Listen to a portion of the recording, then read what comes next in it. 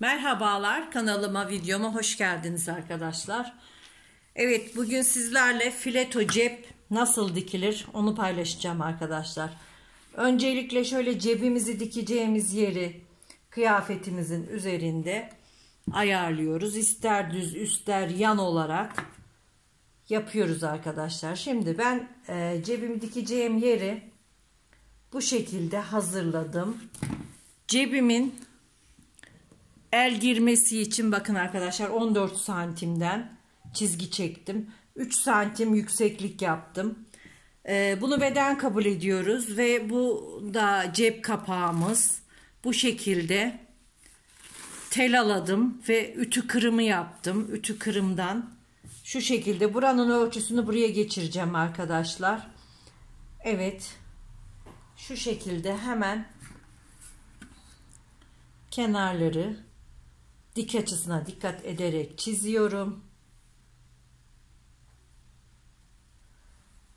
Ve buradaki 3 santim ben cebimin kapağının bitmişini 3 santim olsun istiyorum. Ve buradan hemen 3 santimden çiziyorum. Şu şekilde ayarlıyorum. Bunu şuraya çizgileri üst üste getirerek, köşeleri birbirine denk getirerek iğneliyorum arkadaşlar. Bakın bu köşeleri şurayı buraya denk getirerek iğneliyorum.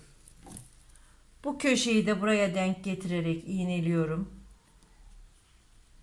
Ve makinede şu köşeyle bu köşeyi birbirine dikiyoruz ve burada dikkat etmemiz gereken şey ne fazla ne eksik dikmek.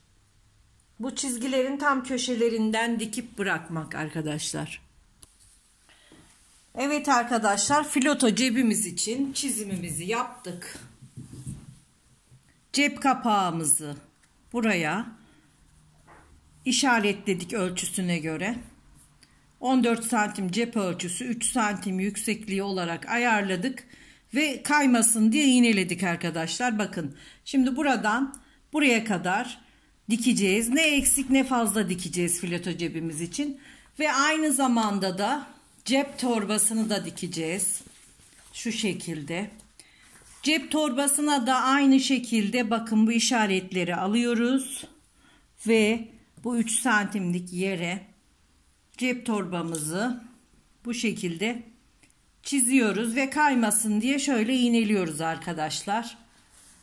Ve şimdi dikişine geçeceğiz. Evet arkadaşlar, şöyle biraz net gözüksün istiyorum. Evet, şimdi dikişine geçeceğiz.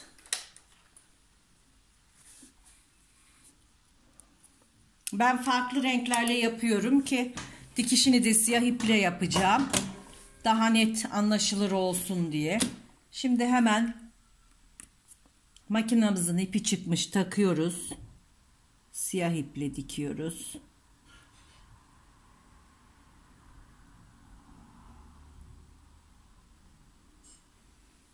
Ben makinamı hazırlayıp geliyorum. Evet arkadaşlar, makinamızın ipi de tamam. Şimdi dikmeye başlıyoruz. Bakın gördüğünüz gibi fileto cebimizi çizdik ve bakın bu çizdiğimiz artı işaretlerinden dikmeye başlıyoruz. Şunu çıkaralım. Bunu önce kapağımızı dikelim. Bakın çizdiğimiz çizgiye göre düz bir şekilde dikiyoruz. Tam artı noktasında bitiriyorum. Bakıyorum, kontrol ediyorum. Evet, tam yerinde bitmiş. Şimdi çizmiş olduğumuz cep torbamızı yerleştiriyoruz. Cep torbamızı da aynı şekilde artıları denk getirerek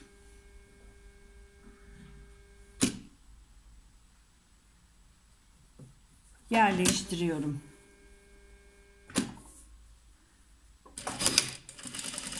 Evet, çizgiyi kontrol ederek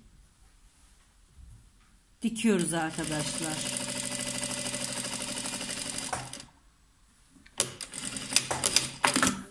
Evet. Gördüğünüz gibi diktik. Bakın aynı hizada, ne ileride ne geride kalmayacak, bu şekilde diktik. Dikişimiz gayet güzel. Şimdi ortadan bir çıt atıyorum. Fileto cebimiz için. Ortadan bir kesik atıyorum ve dikişlere birer santim gelene kadar burayı kesiyorum. Birer santim kalana kadar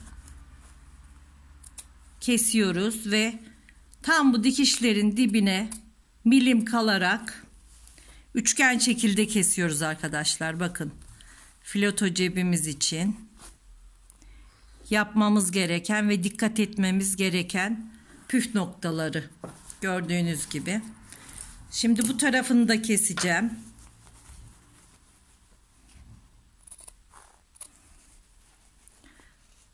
Çok zor zannedilen bir ceptir ama çok kolay ve basittir arkadaşlar. Püf noktalarını bildikten sonra hiçbir sıkıntı olmaz. Evet. Şimdi bu köşeyi de dikişin dibine kadar kesiyorum. Dikişimizi kesmeden. Şimdi öncelikle cep kapağımı çeviriyorum. Bakın şöyle kulakları alıyorum ve içine aktarıyorum.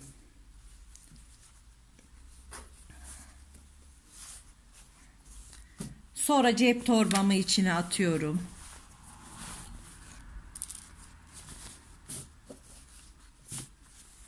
Gördüğünüz gibi cep torbasını da içeri aldım. Ve bu üçgen parçaları içe çeviriyorum. Güzelce düzelterek içe çeviriyorum arkadaşlar. Gördüğünüz gibi fileto cebimiz, cep kapağımız dikildi. Şimdi bu içe çevirdiğim yerleri şöyle düzeltiyorum. Burayı da düzeltiyorum. Evet. Şimdi cebimizi çeviriyoruz. Cep torbamızın diğer ucunu aynı şekilde buradan cep kapağımıza dikeceğiz arkadaşlar. Bakın.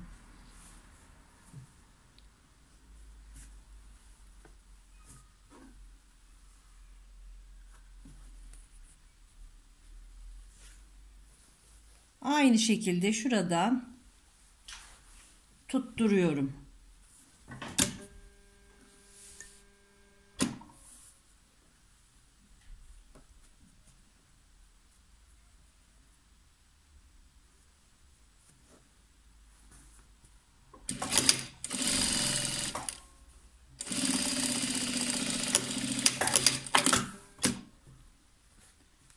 Evet arkadaşlar, gördüğünüz gibi cep kapağımızı tutturduk.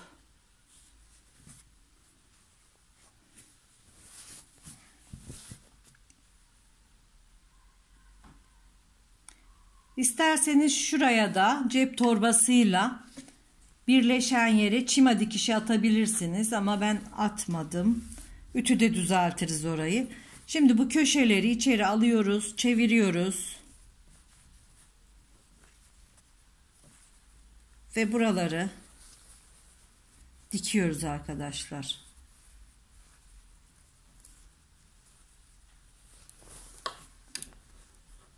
Evet, şu köşelere dikiş atacağız. Önce güzelce düzeltmemiz gerekiyor tabi.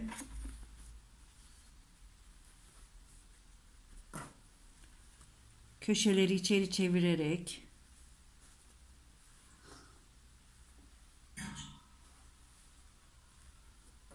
şöyle dikişimizi atıyoruz.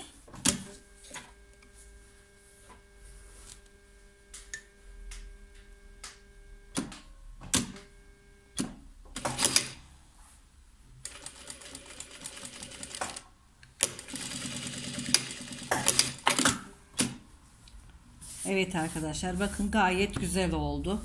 Hemen şu kenarı da dikiyorum. Bu arada gösteriyor mu? Evet, gayet gözüküyor. Şimdi bu kenarı da düzeltiyorum. Ve hemen şöyle bu kenarı da dikiyorum.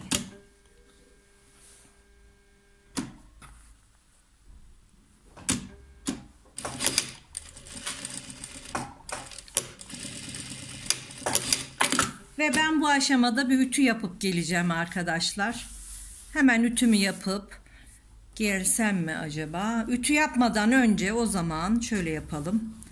Cep torbamızı dikelim arkadaşlar. Şimdi cep torbamızın kenarlarını kapatalım. Şu şekilde cep torbamızı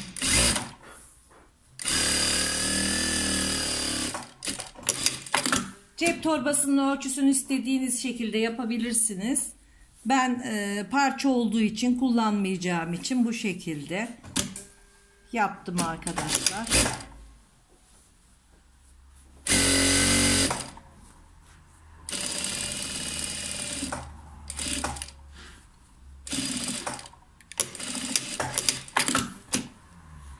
Evet. Şimdi gördüğünüz üzere filoto cebimiz gayet güzel bir şekilde, ütüsüz halde de çok şık oldu arkadaşlar. Bakın, çizgilerden dikkat ederek diktiğimiz için çok şık oldu. Ve şu şekilde elimizi cebimize soktuğumuzda gayet güzel bir cep oldu. Şimdi ben bu ütü yapıyorum. Daha sonra tekrar bakıyoruz arkadaşlar filoto cebimize.